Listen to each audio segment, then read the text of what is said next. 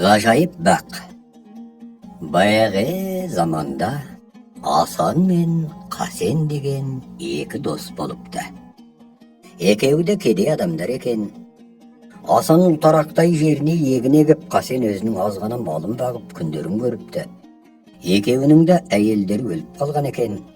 Асанның бір жұбанышы ай десе алғызы, күндесе көзі бар сұлу қызы болады да, Қасеннің үміті ер жетіп қалған қайратты баласы болады. Бір жылы көктемді Асан егін салуға қамданып жатқанда, Қасен жұтқа ұшырайды. Қыс аяғы қатты болып, азғантай малы қырылып қалады. Көзінің жасы көл болып, Қасен досына жылап келеді. Асан, сенімен қоштасайын деп келіп едім. Азғана малым қырылып қалды. Енді аштан өлместің қамын ойлап, қайыр сұрап тентіреп кетемін де дейді. Бұл сөзді естігенде Асанның да көңілі босап, көзіне жас келіп, Қасен досын құшақтап тұрып, екеуміз жан деген жолдас едік қой, мал жанымыз бір емес пе еді? Менің егіндік жерімнің жартысы сенікі болсын. Көңіліңді жұбат, қолыңа кетпен алып, тырбаңдап тіршілік қыл дейді. Сол күннен бастап Қасен де егін салып тіршілік етеді. Күн артынан күн, ай артынан ай өтеді. Арада біраз жылдар өтеді. Бір күні Қасен өзінің жерін қазып жүріп, кетпеннің шыңылдап темірге тигенін байқап таң қалады. Бұл не ғажап екен деп, сол жерде тереңдетіп қазып жіберсе, ішіне толтырып алтын салған бір қара қазан көрінеді. Қасеннің қуанышы қойнына сыймай, қазанның құлағынан сүйрей досының үйіне қарай жүгіреді. Сүйінші Асан деп айғайлайды ол жүгіріп келе жатып. Сүйінші, бақытты болдың, үлкен олжалы болдың. Мен сенің жеріңнен ішіне алтын толтырылған қазан тауып алдым. Енді кедейліктен құтылдың. Асан оны қуана қарсы алып, сенің адалдығыңды білемін ғой Қасен, бірақ ол алтын менікі емес, сенікі. Сен оны өз жеріңнен қазып алдың ғой деп жауап береді. Оған Қасен болмай, мен де сенің пейілің кең, мейірімді екеніңді білемін ғой Асан, бірақ сен маған жеріңді бергеніңмен жеріңнің астындағы қазынасын берген жоқсың ғой дейді. Бірақ Асан да көне қоймайды. Ардақты досым, жердің асты үстіндегі қазынаның барлығы сол жерге маңдай терін төгіп еңбек еткен адамдікі дейді. Алтынды алғысы келмей бұл екеуі ұзақ таласады. Ақыры Асан мынадай бір байлам айтады.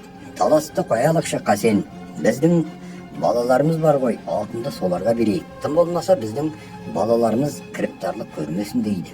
Бірақ алтынды балалары да алмайды. Енді алтынды кім алу керек деген талас қайта басталады. Таласып ақыры бір дана қарияға барып жүгінбек болады. Талай күн, талай түн жүріп отырып, бұлар әлгі қарияның үйіне келеді. Айналада жалғыз тұрған қарияның жұпыны ғана қараша үйі бар екен. Қария төрде төселген жыртық киіздің үстінде отыр. Оңы мен солында екіден 4 шәкірт орналасқан. Жүгінуге келген екенсіңдер, алыстан арнап келген түрлерің бар, шаруаларыңды айтыңдар дейді қария келгендерге. Жолаушылар қарияға өздерінің дау шарларын айтады. Бұлардың сөзін тыңдап алып, қария ұзақ уақыт үнсіз отырады да өзінің үлкен шәкіртіне бұрылып, менің орнымда болсаң, мына кісілердің дауын қалай шешер едің деп сұрайды. Жер дүниедегі қазынаның иесі хан ғой, хан еме апарып беріңдер дер едім деп жауап қайтарады үлкен шәкірті. Қария оның жауабын ұнатпай екінші шәкіртінен сұрайды. Ал менің орнымда сен қалай шешер едің дейді екінші шәкірті. Дауласқандар безген мүлік бидікі ғой, мен өзім алар едім дейді. Қария бұрынғыдан да бетер ренжіп, жүзін суытса да сыр білдірмей, үшінші шәкіртінен сұрайды. Ал енді сен айтшы, сен қалай шешер едің? Үшінші шәкірті. Бұл алтынның иесі жоқ, оны еш қайсысы меншіктегісі келмейді. Солай болған соң қайтадан жерге көмдіріп тастар едім дейді. Қарияның жүзі әбден түнеріп кетеді. Ол енді ең кішкене шәкіртінен сұрайды. Ал сен не дейсің қарағым? Артық сөзім болса айып етпеңіз ұстазым дейді кіші шәкірт. Мен болсам осы алтынды жұмсап, құлазып жатқан далада гүл жайнаған саялы бақ өсірер едім. Арып ашқан кем кетіктер сол бақтың саясында тыныс алып, жемісін қорек етіп, рақатын көрер еді. Осы сөзді естігенде қария көзіне жас алып, орнынан тұрып кіші шәкіртін құшақтайды. Жасы кіші болса да ақыл артықта аға тұт деген сөз рас екен ғой дейді ол. Сенің билігің әділ балам. Осы алтынды алып хан ордасына бар, сонда ең жақсы тұқымдарды сатып алып, қайтып келді өзің айтқан бағыңды өсір. Саған да Мына алтынға қызықпаған кеңпейіл адал жандарға да кем кетік жарлы Жақыбай атаулы өмір бақи риза болып алғыс айтар. Жас жігіт алтынды дорбасына салып алып жолға шығады. Ұзақ уақыт сапар шегіп, арып ашып күндердің үні болғанда хан ордасына келеді. Қаланың қақпасына кірісімен-ақ базарға барып, миуа ағашының тұқымын іздейді. Қызылды жасылды матамен әр түрлі заттардан көз алмай, базарды аралап жүргенде арт жағынан керуеннің сылдырлаған қоңырауы мен біреудің айғайлаған ащы дауысын естиді. Жас жігіт артына жалт қараса, ұзыннан ұзақ тізілген керуен келе жатыр екен. Түйенің қомына, жүктің орнына ой мен қырда, су мен шөлде болатын құс атаулыны тірі теңдеп алған.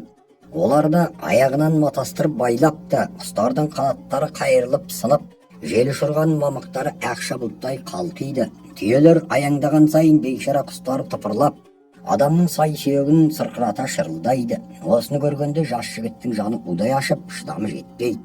Сығылысқан қалың жұрттың ішінен жарып өтіп, жігіт керуен басына келіп, әдеппен тағзым етіп, «О тақсыр, мына бейшара құстарды осыншама қинаған кім? Мұны қайда апара жатырсыңдар?» деп сұрайды керуен басы. «Біз хан сарайына бара жатырмыз. Бұл құстар ханның соғымы. Сол құстар үшін бізге 500 ділда береді» деп жауап қайрат. «Мен 1000 ділда берсем, осы бейшара құстарды босатып жібересіз бе?» деп сұрайды жігіт.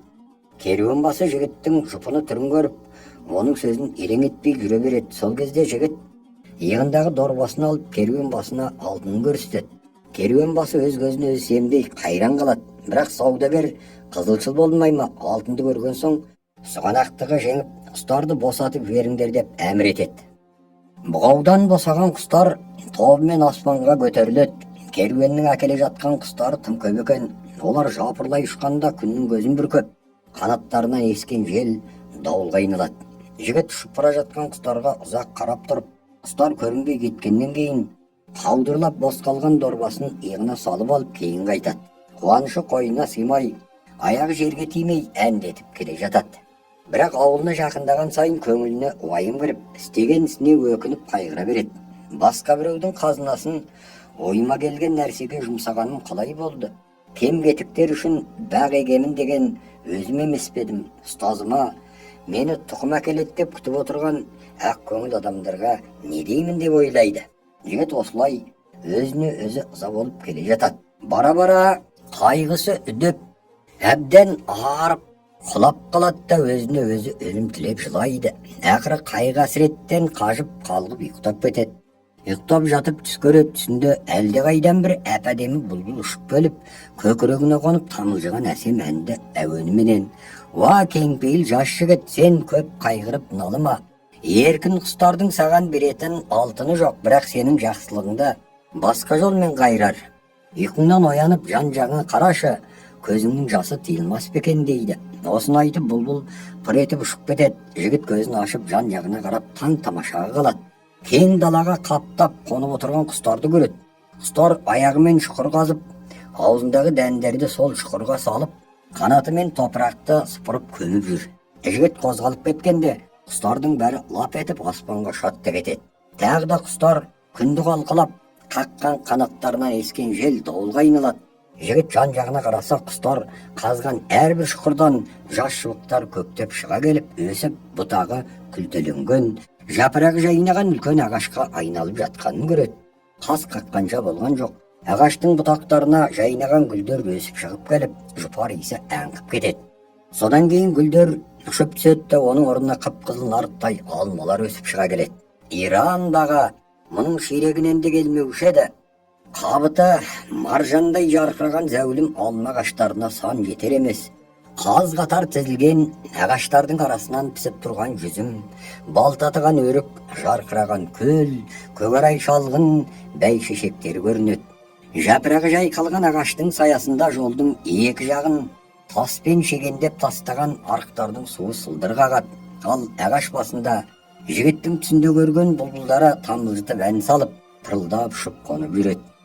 Жігіт қайран қалып, өңім бе түсім бе деп сенбей, жан-жағына қарай береді. Өңі мен түсінің қайсы екенін айыру үшін қатты айғайлап жібергенде, өз даусының жаңғырығын ғана естиді. Жайнаған бақ ғайып болмай сол орында тұр. Өң екеніне көз жеткеннен кейін жігіт өкпесін қолына алып қарияның үйіне қарай жүгіреді. Келісімен болған оқиғаны бастан аяқ айтып береді.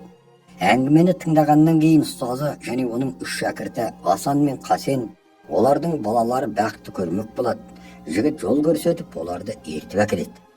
Көп кешпей-ақ құлазыған жапанда ғажайып бақ орнапты деген хабар бүкіл елге тарайды. Ең алдымен өздерінің жорға жүйріктеріне мініп баққа бай манаптар келеді. Бірақ олар бақтың шетіне жетісімен-ақ алдарынан 7 құлып салынған темір қақпалы үлкен дуал пайда болады.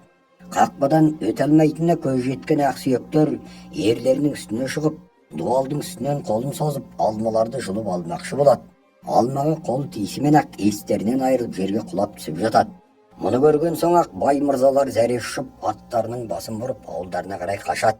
Олардың артын ала баққа жер-жерден кедейлер келе бастайды. Кем-кетіктер жақындасымен-ақ қақпаның құлпы босап, есік айқара ашылады. Баққа әйел еркек кәр жас сыймай кетеді. Олар бақтың ішіндегі жолмен қыдырып, жапырақты таптап жүрсе де арық байдан байды, таусылмайды. Олар ағаштан қанша жем салып жесе де жеміс азаймайды. Күні бойы бақ ішінде қиқылжыған домбыра сазы, шырқата салған ән, той, думан саябырламайды. Ымырт үйіріліп, қараңғы түскен кезде алмалар жарқырап, нұр шашып, құстар тамылжытып ән шырқайды. Қызық думан басылып, жарлы жақыбайлар қош иісті көк шалғынды төсеніп, өмірлерінде алғашқы рет рахатқа кенеліп, тәтті ұйқыға енеді.